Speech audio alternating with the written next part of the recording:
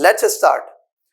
One of my student, he asked me a question, and that was a very basic question, that when we calculate the depreciation, so there are two most common methods. One of them is a straight line method and the other one of them is a reducing balance method. So why is it that when we calculate the depreciation, we do deduct the residual value from the cost while calculating the depreciation using the straight line method, but we do not deduct the residual value while calculating the depreciation under the reducing balance method, and rather what we do is that we directly apply the depreciation rate to the cost of the asset.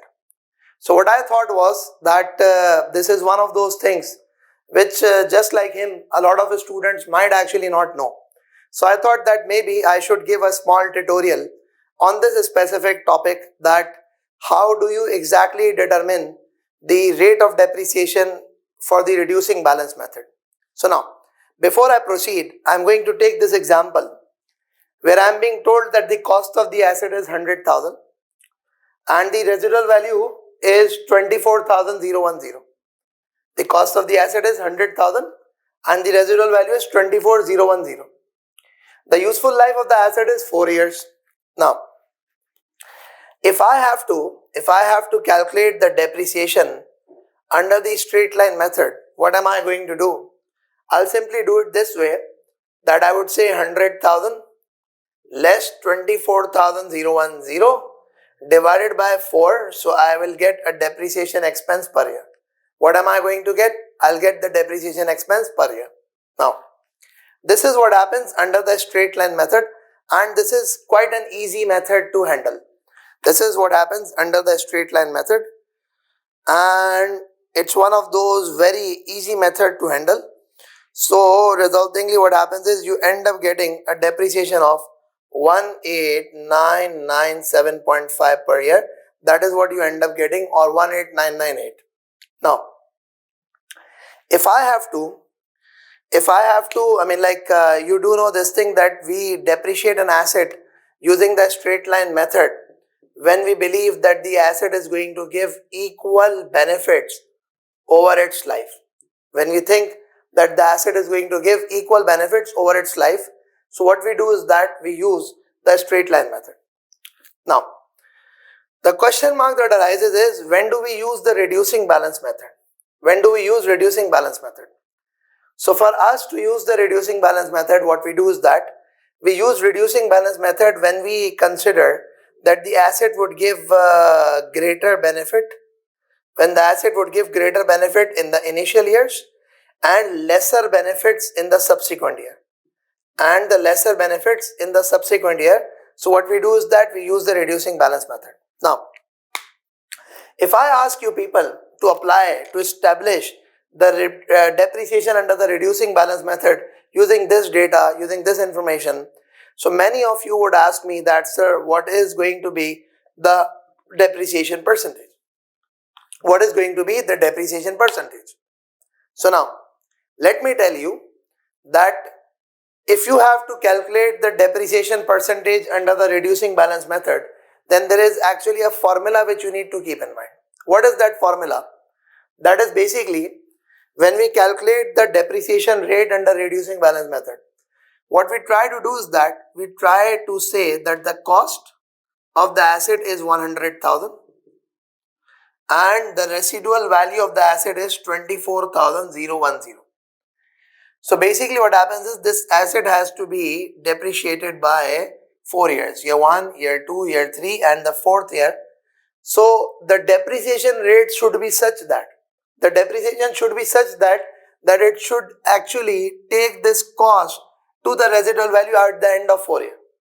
I repeat, the rate of the depreciation is to be established in such a manner that it actually takes the cost of the asset to the residual value at the end of its useful life.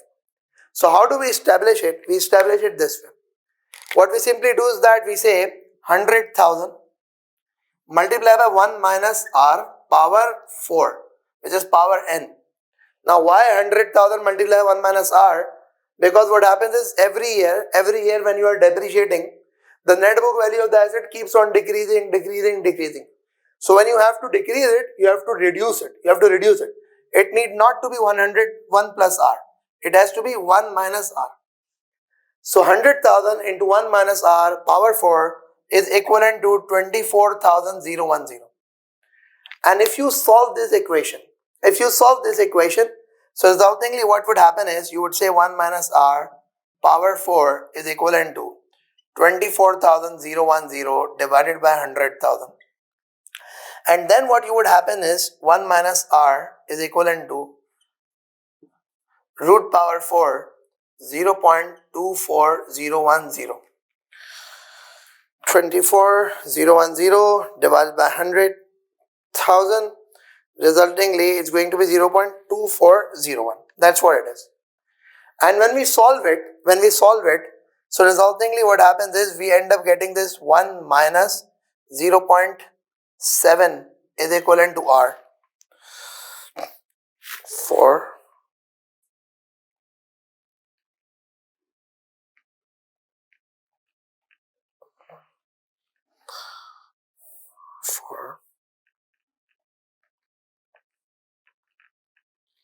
this is the answer. Okay, so resultingly R is going to be 0.3, or other way around you could say R is going to be 30%. So what happens is that if you have to depreciate this specific asset using the reducing balance method, then you have to use the depreciation rate of 30%. How did I establish this depreciation rate of 30%? So I use this specific concept, which is the asset would be depreciated from its cost, and it would be depreciated over a period of 4 years in such a manner that at the end of its life, at the end of its useful life, it will reach the residual value, which is 24,010. So resultingly 30% is what the rate is. Now, a lot of you people would ask me that why don't you demonstrate to us that it is actually 30% that is going to be the use. So let me guide you that this is actually going to be 30%, which would lead you to the achievement of 24,010. Now let's just see. The cost of the asset at time period 0 is 100,000. You depreciate it at 30%. So you end up getting 30,000. Resultingly, you are left with 70,000. This is at the end of year 1. Then what happens is you depreciate it again at 30%. So when you depreciate it again at 30%, it's going to become 21,000. So resultingly what happens is 70,000 minus 21,000 gives you 49,000 at the end of year 2. Then you depreciate it again at the rate of 30%. So resultingly what happens is you end up getting 14,700. And then what actually happens is it's actually going to be like this: 34,300 at the end of year 3. And if I depreciate it again at the rate of 30%, I repeat, if I depreciate it again at the rate of 30%, this is going to be 10,290. And if I deduct 10,290 out of it, resultingly what would happen is I'll end up getting 24,010. And this is exactly what I wanted. That I wanted this asset to reach its residual value. So if any one of you has got a question in mind that why is it so that we do not deduct the residual value from the cost of the asset while establishing the depreciation under reducing balance, so here is an answer to you that the depreciation rate considers this residual value.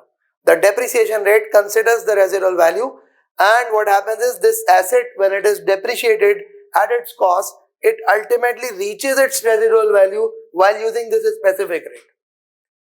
So this is the concept of how the depreciation rate is established under reducing balance method, and also another concept that why we do not deduct the residual value at the time of establishing the depreciation per year under reducing balance method. So thank you very much all of you. Thank you for your time. See you soon inshallah.